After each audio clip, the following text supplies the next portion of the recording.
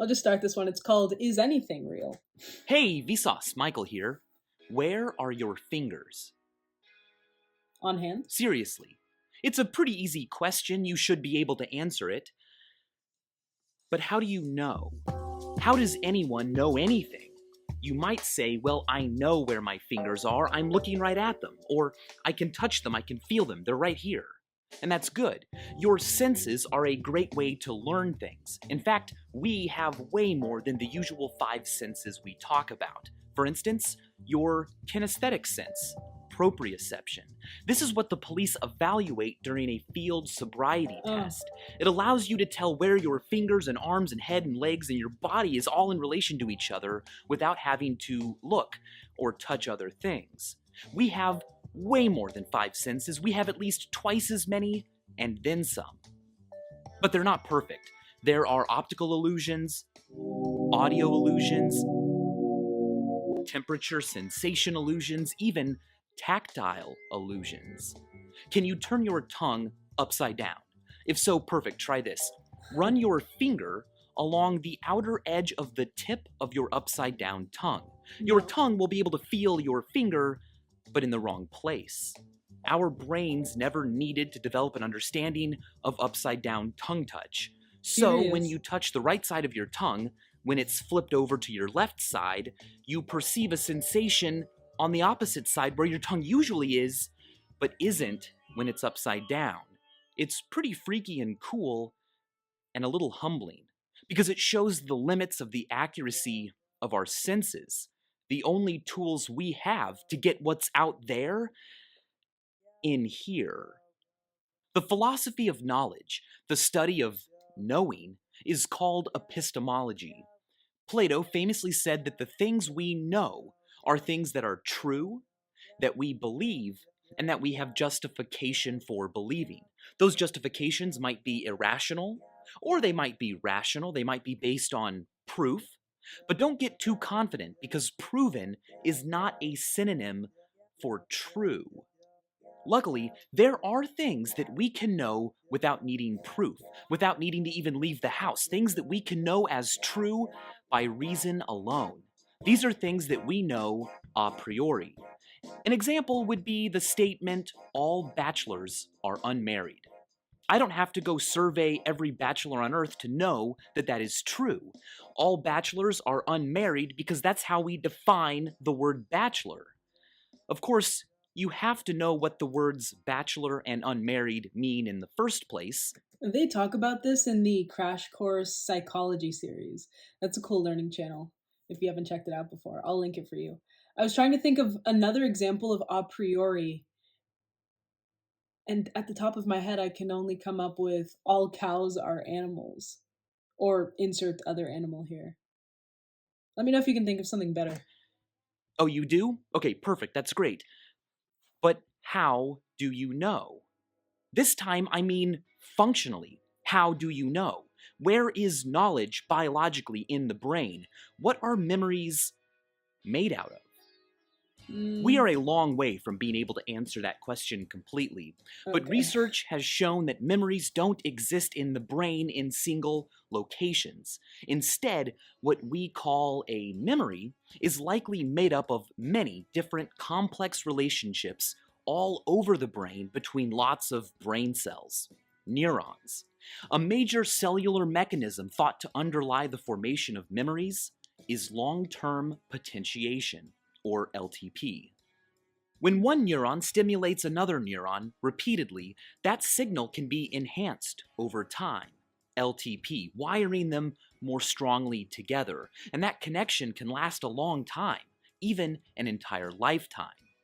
A collection of different brain cells, neurons, that fire together in a particular order over and over again frequently and repeatedly can achieve long-term potentiation, becoming more sensitive to each other and more ready to fire in the exact same way later on in the future. They're a physical thing in your brain firing together more easily because you strengthened that pattern of firing. You memorized. This branching forest of firing friends looks messy, but look closer. It could be the memory of your first kiss, a living souvenir of the event. If I were to go into your brain and cut out those cells, could I make you forget your first kiss? Or could I Yes. make you forget where your fingers are? Also. Only if I cut out a lot of your brain, because memories aren't just stored in one relationship, they're stored all over the brain. The events leading up to your first kiss are stored in one network, the way it felt or the way it smelled in different networks, all added up together, making what you call the memory of your first kiss. I watched this Netflix documentary a couple weekends ago called Tell Me Who I Am. And it's about a set of twins. One of them gets into this devastating motorcycle accident and loses all of his memory. Everything from what a TV is to who his parents are, his relationship with his friends. He forgets all of his traumas. And then the other brother takes the task of teaching him everything upon himself and starts implanting these false memories of a more peaceful childhood than the one that they actually had. And then that documentary takes a pretty dark turn, so I'm not sure if I would recommend it per se, but it's such a good example of how deeply we can forget and memory. How many memories can you fit inside your head? What is the Mm. storage capacity of the human brain? The best we can do is Megabytes. a rough estimate, but given the number of neurons in the brain involved with memory and the number of different connections a single neuron can make, Paul Reber at Northwestern University estimated that we can store the digital equivalent of about 2.5 petabytes of information. That's the equivalent of recording a TV channel continuously for 300 years. That's a lot of information. That is a lot of It information doesn't about feel like skills it. you can do and facts and people you've met, things in the real world. The world is real, right? Hard to say. How do you know? It's a difficult question, but it's not rocket science. Instead, it is asking whether or not rocket scientists even exist in the first place. The theory that the sun moved around the Earth worked great. It predicted that the sun would rise every morning, and it did. It wasn't until later that we realized what we thought was true might not be. So, do we, or will we ever know true reality? Or are we stuck in a world where the best we can do is be approximately true, discovering more and more useful theories every day, but never actually reaching true, objective, actual reality? Can science or reason ever prove convincingly that your friends and YouTube videos and your fingers actually exist beyond your mind? That you don't just live in the matrix? Solipsism. No. Your mind is all that you have. Even if you use instruments like a telescope or particle accelerators, the final stop for all of that information is ultimately you. You are alone in your own brain, which technically makes it impossible to prove that anything else exists. It's called the egocentric predicament. Everything you know about the world out there depends on and is created inside your brain. This mattered so much to Charles Sanders Peirce that he drew a line between reality, the way the universe truly is, and what he called the phaneron, the world as filtered through our senses and bodies, the only information we can get. If you want to speak with certainty, you live in, that is, you react to and remember and experience your phaneron, not reality. The belief that only you exist and everything else, food, the universe, your friends, are all figments of your mind, is called solipsism. I remember we spoke about this in another video where I gave the example of when I was a really small kid. I had this belief that the other kids in my classroom only existed at school. And then I ended up asking my dad. It must have been something weighing heavy on my kindergarten brain. And he said something along the lines of, the world doesn't revolve around you. No. And then it sparked this conversation in the comment section because some people were saying, well, your dad doesn't know that.